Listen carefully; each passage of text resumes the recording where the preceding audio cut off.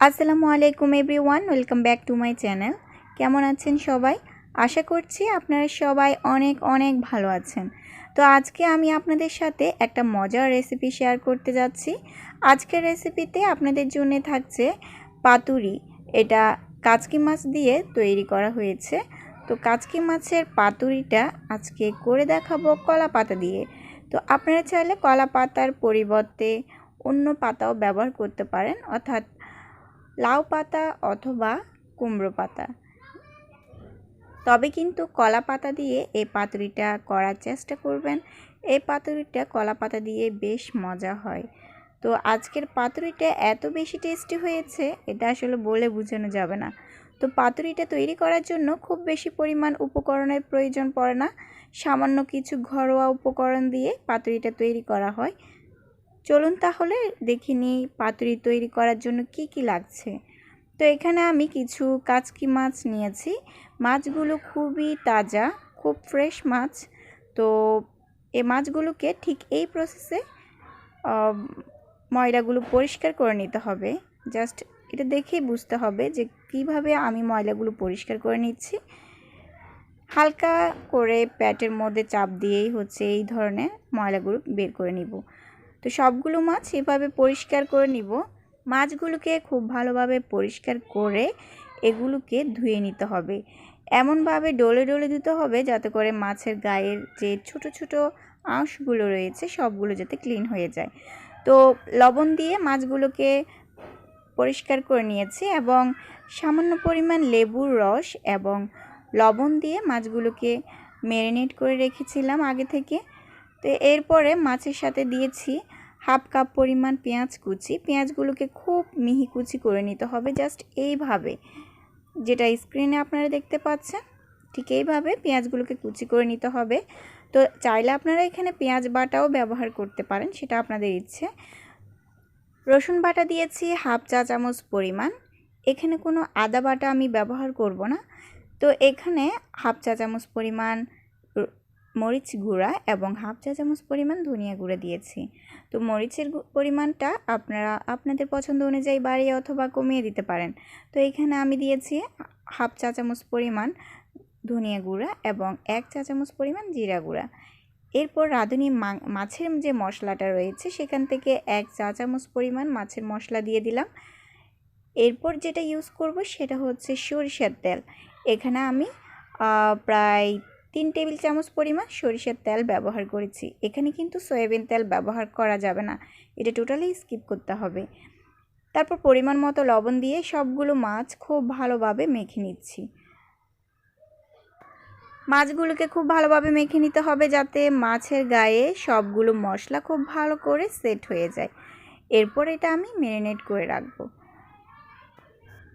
মাছগুলোকে মেখে নেওয়ার পর এর মধ্যে অ্যাড করব সরিষা বাটা। এখানে আমি 3 টেবিল চামচ পরিমাণ সরিষা বাটা অ্যাড করলাম।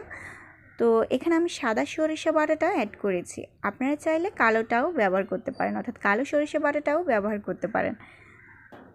সবগুলো মাছের সঙ্গে সরিষা বাটাটা খুব ভালোভাবে মিক্স করা হয়ে গেলে এটিকে ঢাকনা দিয়ে ঢেকে নর্মাল ফ্রিজে রেখে দিব 2 ঘন্টার জন্য। তো চাইলে আপনারা সাথে সাথেও এটা রান্না করে ফেলতে পারেন।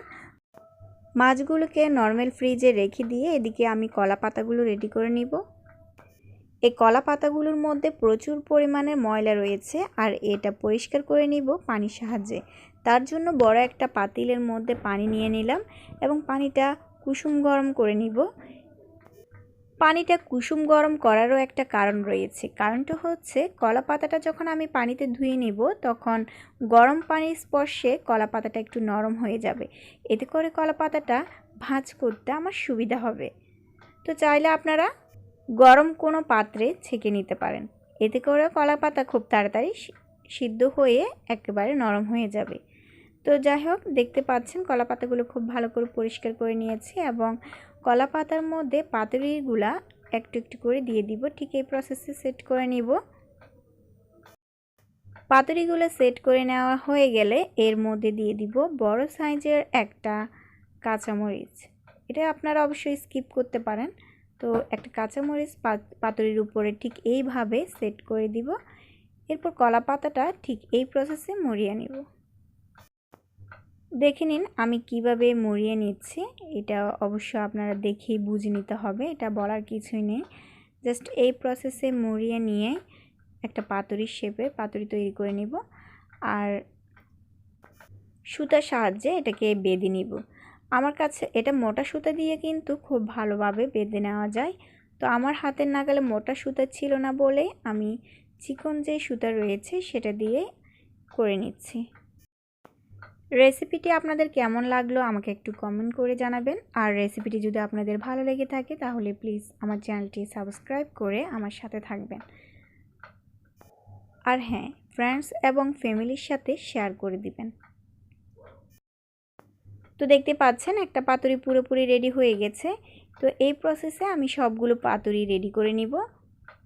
তো আপনাদের সুবিধার্থে আরেকটা পাতুরি রেডি করে দেখাচ্ছি। আপনারা চাইলে সেম রেসিপি ফলো করে সেম প্রসেসে যে কোনো ধরনের মাছের পাতুরি তৈরি করে নিতে পারেন। আর যদি আপনাদের হাতের নাগালে কলা পাতাটা না থাকে সেই ক্ষেত্রে আপনারা কুমড়ো পাতা অথবা লাউ পাতা দিয়েও এই পাতুরি রেডি করে নিতে পারেন। পাতুরিটা রেডি হয়ে গেল। এবার সবগুলো পাতুরি আমি রেডি করে নিলাম একটা একটা করে। তো দেখতে পাচ্ছেন সবগুলো রেডি হয়ে গেছে। এবার ফ্রাই করে নিব। আর ফ্রাই করার জন্য এক চুলায় একটা তেলে কড়াই বসিয়ে দিব। আর কড়াইটা গরম হয়ে গেলে এর মধ্যে সরিষার তেল দিয়ে দিব। এখানে কিন্তু সয়াবিন তেল ব্যবহার করা যাবে না, এখানে সরিষার তেলটাই ব্যবহার করতে হবে। তো তেলটা গরম হয়ে যাওয়ার সাথে সাথে এখানে পাতুরিগুলো দিয়ে দিব। ঠিক এইভাবে পাতুরিগুলোকে সেট করে নিতে হবে। আর তেলের পরিমাণটা একেবারে কমিয়ে দিতে হবে, খুব বেশি পরিমাণ তেল দেওয়ার প্রয়োজন নেই। প্রথমে 2 মিনিট চুলার আঁচটা একটু মিডিয়ামে থাকবে, এরপরে চুলার আঁচটা একেবারে লোতে করে দিয়ে পাতুরিগুলোকে রান্না করতে হবে। ঢাকনা দিয়ে ঢেকে এই পাতুরিগুলোকে বেশ অনেকক্ষণ ধরে রান্না করতে হবে। আর যখনই দেখবো যে কলা পাতার আর কালারগুলো মোটামুটি চেঞ্জ হয়ে গেছে, ঠিক এই পর্যায়ে চলে আসছে, তখনই পাতুরিগুলোকে নামিয়ে নিব এবং ঠান্ডা করে নিব। একটা কাঁচির সাহায্যে সুতোগুলোকে কেটে নিব এবং এইভাবে খুলে নিব। কলা পাতাটা খুলতেই সুন্দর একটা স্মেল বের হয়েছে, এত সুন্দর একটা ঘ্রাণ, এটা আসলে বলে বোঝানো যাবে না। এত সুন্দর এবং ইয়াম্মি একটা লুক ধারণ করেছে। এটা আসলে আপনারা যদি ঘরে তৈরি করেন তাহলেই বুঝতে পারবেন কালারটা কতটা পারফেক্ট আসে এবং টেস্টটাও কিন্তু অনেক। অতিথি আপ্যায়নে আপনারা চাইলে সেম রেসিপি ফলো করে বিভিন্ন ধরনের মাছ দিয়ে এই ধরনের পাতুরি রান্না করে পরিবেশন করতে পারেন। দেখবেন এত টেস্টি হবে, প্রশংসা না করেই অতিথি পারবে না। তো আজকের মতো বিদায়, আজ আর নয়। সবাই ভালো থাকবেন, সুস্থ থাকবেন। দেখা হবে পরবর্তী একটা ভিডিওতে নতুন কোনো রেসিপি নিয়ে। তো আজ এই পর্যন্ত, সবাই ভালো থাকবেন। আল্লাহ হাফেজ।